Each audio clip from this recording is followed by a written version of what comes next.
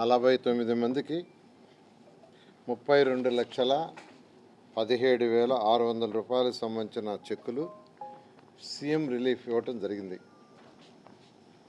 నెల్లూరు సిటీలో ఇంతవరకు 443 మందికి 4,98,692 రూపాయలకు సంబంధించిన సీఎం రిలీఫ్ చెక్స్ ఇవ్వటం జరిగింది.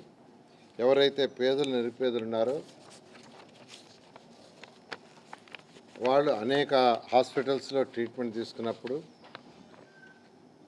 వాళ్ళు పూర్తిగా భరించలేనప్పుడు సీఎం రిలీఫ్ పెట్టుకుంటున్నారు.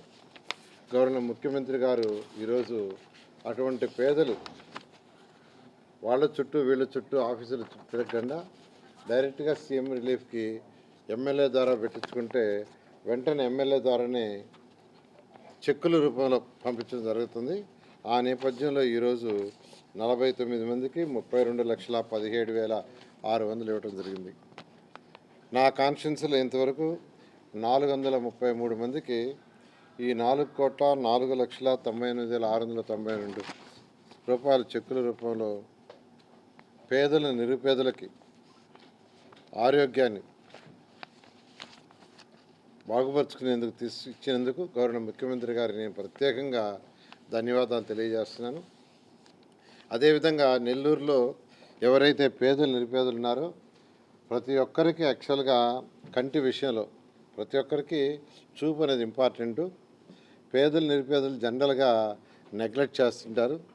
అందుకని నారాయణ మెడికల్ కాలేజ్ యాజమాన్యానికి చెప్పడం, వారు ఒక వెహికల్ పెట్టి గత 4 నెలల్లో 10,000 మందికి చెక్ చేశారు.